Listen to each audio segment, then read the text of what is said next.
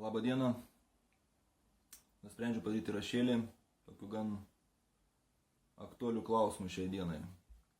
Stebint naujienas, žinias, visi turbūt pastebėjot, visi matot, kad vyksta kažkokie iš pažiūros keisti ir kvailė ir nesuvokim dalykai su taip vadinama multikulturalizmu, migracija ta, kur visiškai žmonės iš trečių pasaulio, taip vadinama trečių pasaulio šalių, keliauja laisvai, gauna visą aprūpinimą iš tų kolonijų, vadinamų valstybių, kuriuose jie apsistoja. Jiems viskas priklauso, jie viską gauna, ypatingai kas stebit, Anglijoje kas vyksta, kas Airijoje kas vyko praeitais metais, dabar jau praeitais metais. Tai kas seka tos situacijas, kas ten vyksta, ta migracija, visi puikiai žinot apie ką ir aš čia nelabai gal nesigilinsiu. Jau nekalbam apie tai, kokius nusikaltimus jo daro ir kaip sistema dangstų juos visus. Ir kaip tas nusikaltėliai, kurie daro paskutinį atveju, ten stebėjot kaip prievartavimai grupiniai nepilnamečių merginų. Čia tas pats su Lenkais liečia, kurie buvo praeitais metais susidarė, dabar vėlgi praeitais sienas. Tačiau per televiziją, aš nežinau, aš televizijos nežiūriu, bet neparodė priežasties, dėl ko ten įvyko. Kai ta mergaitė, kurie išprievartavo, dar su atsuktuvu išbadė akis jai. Tai tas pasipiktinimas dėl to toks ir kilo. Nors per televiziją to nerodo, kadangi to negalima daryti, nes yra konvencija, kurią pasirašė, yra įstaiga jungtinėse tautose, kuri diskriminacijos, kaip ten vadinasi, kuri toj pat reaguoja, kuri toj pat dangsto. Nesvarbu, tu nusikaltimą darėjai, tu tiesiog atvykęs, tu legaliai, nelegaliai, neturi reikšmės, niekas neturi teisės apie tai kalbėti. Tai vadinama hate speech, kaip čia pasakyti lietuviškai, neapykantos kalba. Nesvarbu, ar tai ten prievartautojas, ar žudikas buvęs, koks, ar teroristas žinomas iš ISIS ar iš Al-Qaidos, visiškai neturi reikšmės. Tai klausimas, kas čia vyksta? Tai ir pakalbėsim dabar iš to klausimą ir temos toks vinis sąrašys bus tokia organizacijos kaip Pan-Europizmą, Pan-Europos įkūrėjas, vienas iš jo ideologų, Richard Nikolaus von Coudenhove Kalergio.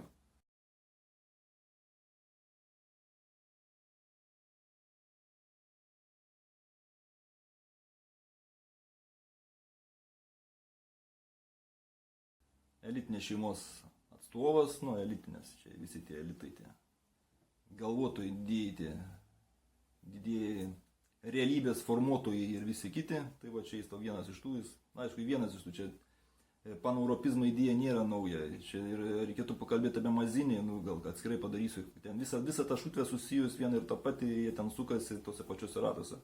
Aišku, jeigu eisite paneuropizmo taip sakant, tinklalapį, arba per Wikipediją, pasižiūrėkit.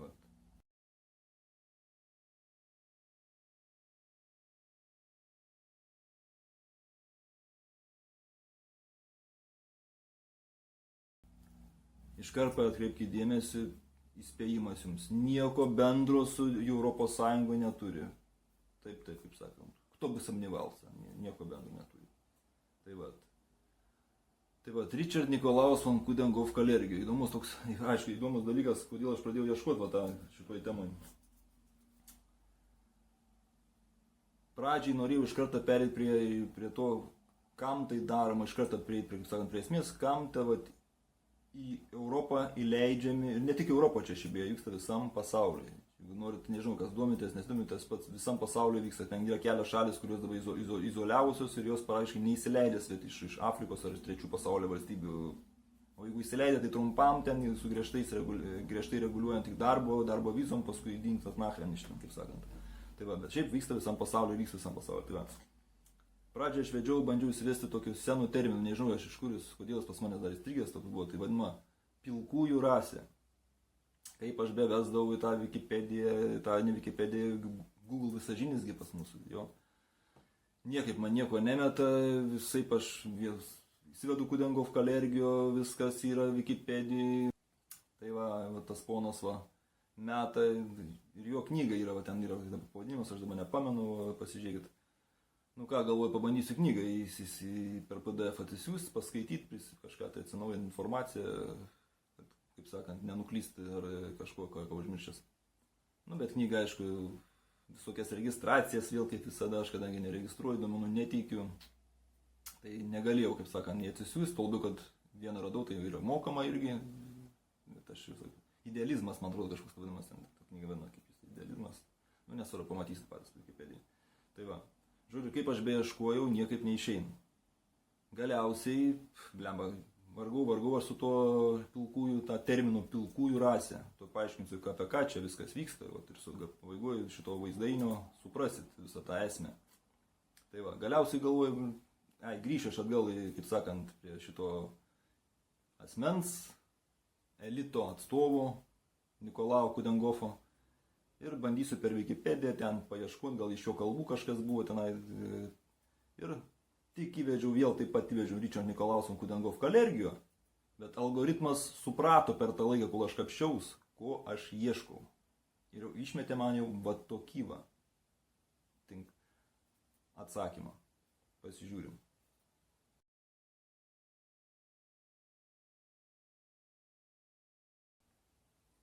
Nu va, matot, pasirodo netgi yra atskiras sukurtas lapas, vat, sakykim, taip, ne tik, kad jis yra, vat, asmeniui žmogui, vat, Wikipedijoje, vat, bet ir pasirodo yra planas dar atskiras, yra atskiras tinklalapis.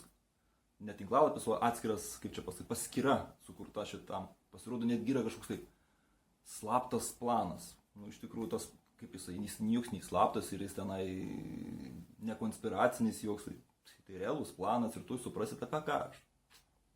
Tai vat, o dėl ko algoritmas sudirbo, tai vat pasižiūrėkite apačioj, todėl kai jis sudirbo į šitą frazę.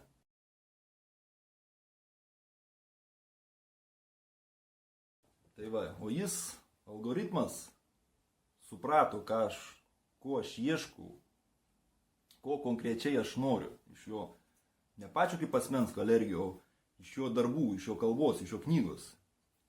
Ir va, jeigu pažiūrėsit va, tam plane, Kalergijo planas pavadinime, ten yra pačioj parašyta ta frazelė, jau ten citata iš jo knygos. Eurasian Negroid Race. Euraziniai negroidiniai rasė. Euro-Asian Negroids, man atrodo, ten taip parašyta. Kaip čia dabar, Euro-Asian. Euro-Aziatiniai negroidai. Euro-Aziatiniai negroidai. Va, šitą frazę. Algoritmas suprato, nežinau, dėl ko aš čia vedžiaus pilkųjų rasę, bet dabar aš paaiškinsiu, bet vat, reiškia yra tas terminas kažkuris yra dar iš tų senų laikų gal naudojamas, aš nežinau, apie ką čia visa kalba vyksta. Tai vat, šitie vat veikėjai šito pasaulio elito, šito architektai šitos realybės, bet aišku, jūs atkreipkite dėmesį, taip pat savo kaip įspėjimas yra iš karto, nepainiokit, čia yra paneuropizmas, nieko bendro neturi su Europos Sąjunga. Kaip sakant, visiškai nieko bendro. Nors čia taip pat irgi įdomus momentas, jeigu pažiūrėsit, pažiūrėkit, kas valdo tą, valdo, aš vėlgi sakau, čia bežionėlės nieko nevaldo jos ten, bet pažiūrėkit, bežionėlės komisarų pavardės, tai pažiūrėkit dabar paneuropizmo, kas yra viceprezidentas, pavardė. Tiesiog pasižiūrėkit, vat, kas supranta, kokios dinastijos vat, tas asmuo ten sėdi. Pavardė, kas sako, vat, pasižiūrėkit ir pamatysit.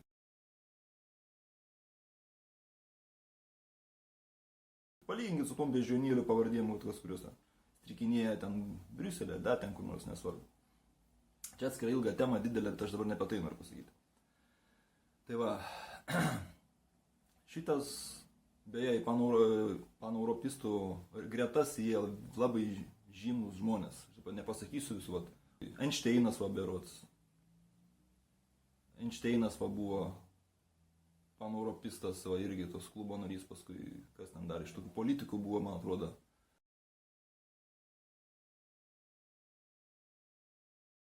Daug žymių mokslo žmonių, rašytojai, žymus, sakau, internete pasižiūrėkite, ten praktiškai intelektualų, visi intelektualai susėdė į tas paneuropistinę į tą klubą. Ir netgi, man atrodo, vokiečių antro reicho aukšti tokie stiprus politikai. Nu, žodžiu, nesvarbu. Esmė yra ta, kad pažiūrėkit į tas paneuropizmas, kaip į tą organizaciją įeina labai daug žymių žmonių, mokslo. Tuo metu įėjo, dabar aš nežinau, aš jau nebesigilinau, kas ten iš jų yra.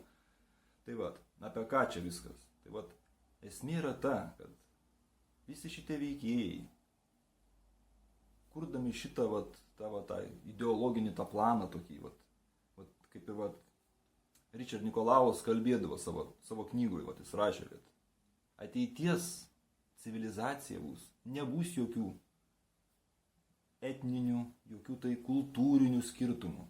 Visos kultūros turi būti ištrintos. Tiksliau gal ne tai, kad ištrintos, jos turi būti sulietos su negroidiniais aziatiniam rasėm. Pavyzdžiui tariant, baltaodžių neturi likti. Suprantat, ką jisai kalba? Euro-Asian Negroids. Ir jis kalba, taip turi būti visom pasauliu. Čia reiškia ne tik Europo, čia sąjunga, kaip didžioji Europa. Didžioji Europa, čia planas yra visam pasauliu, ne tik Europoje. Tai va. Dėl to įdomu taip sakau, kad savo kompiuteris, algoritmas suprato, ką aš ieškau iš tų. Pilkųjų rasė, tai ta yra, kad ateities pasaulyje nebus, pavyzdžiui, jie yra dabar, bus tik tais dvi stratos, yra valdančiųjų strata, tai reiškia tų išrinktųjų valdovų, ir bus apatinė, žemutinė, tai darbininkų klasė, ta vergų kasta, kurie bus pilkųjų rasė, tie pilkėjai, nors ten saugai ne pilkėjai, aš nežinau, iš kur tai iš seniau čia kažkur toks terminas, man užstrigęs jis yra. Tai va, jiem vadino tai euraziniai negroidai, švelniai tariant, euraziniai negroidai. Tai dabar žiūrint tai, kas vyksta šiai dienai Europoje, ir pasižiūrėkit, ką aš trumpai pasakiau, paskui galite pasidomėti patys, paskaityti tojo knygoje, kas turit, galite užsakyti tenai. Aš jau neprisimenu, aš visos, man atrodo, nepabaigiau tuo metus domėtis ten. Žiūrėjau, aš paėmiau esmę, man tik įdomu esmė yra. Visi tie veikėjai šitom ateities konstrukte mato tik dvi stratas. Valdančioji klasė ir pilkieji vergai. Tai tokia nebeturinti savo, mankurtų tokia biomasė tokia, nebeturinti savo šaknų, nebežinanti, nebeturinti savo kultūrinio tokio pagrindo, etninio tokio kažkokio tai kažkaip sumaišyta su juodaodžių, jau, pačiu tariant, tai ne šiaip savo, kad dvasiniam lygmenį, tai ir fiziologiniam lygmenį pakeitimai turi įvykti. Beje, kas vyko 14 metais su tavo nerekontroliu, kai Merkel ten kvietė, ateikit visi pas mumis, mes visų laukiam, ten galite visą Afriką suvažiuoti. Ten, prisimenu, buvo viena laida, kur buvo aiškiai pasakyta, aš nepasakysiu, kaip to laida vadinasi, kas gal irgi sekė tos klausimus, prisimenu, kur viena ten ta veikėja, liberalioji, pasakė aiškiai, baltaodės moteris turi gimdyti nuo juodaodžių. Viskas. Aišku, ten vieni ploja, kiti ten paulvo, bet dauguma pritarė jo, ten tokia buvo laidelė. Gaila, kad neįsirašiau, aš tuo metu jos 14, man atrodo, kada ten 15 buvo. Tai esmė yra tas, kas, dabar sudėkit, kaip sakant, 2+2, pasižiūrėkit, kas vyksta Europoje, pažiūrėkit, ar tas Kalergio planas, tai tik tais konspiracijos teorija. Tai tokias, už kiekvieno tokią fasado, tos scenas, kurios yra matomas šitoj, kurios kur tos visas, kaip aš sakau, bežionėlės ant tie išrinktys, visokie komisarai, generolai, ten yra ar kosminių, ar nekosminių, ten požeminių pajėgų, ar ten visos tos bežionėlės yra tik tais fasadinis, tas scenos scena. Už visų jų stovi dabar tas paskutiniu metu atsiradęs naujas terminas deep state, tas giluminė valdžia. Čia toks geras terminas, sakyčiau, kuris puikiai apibūdina, kad yra. Visada buvo ta giluminė valdžia ir yra, ir būsinai dar ilgai. Manau, ilgai dar bus. Tol, kol ta pagrindinė biomasė 80% nepradės domėtis šitom pasauliu, kuriam jie gyvena. Nepradės skaityti ir neprisims savo atsakomybės už savo gyvenimą, už savo artimų. Pabaigai, turbūt reikėtų pasakyti taip.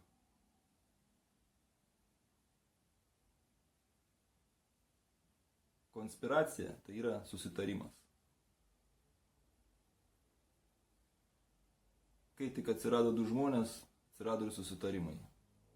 Ir konspiracija tai ne teorija, o faktas. Kas moka sudėti 2+2, tą puikiai mato aplink save.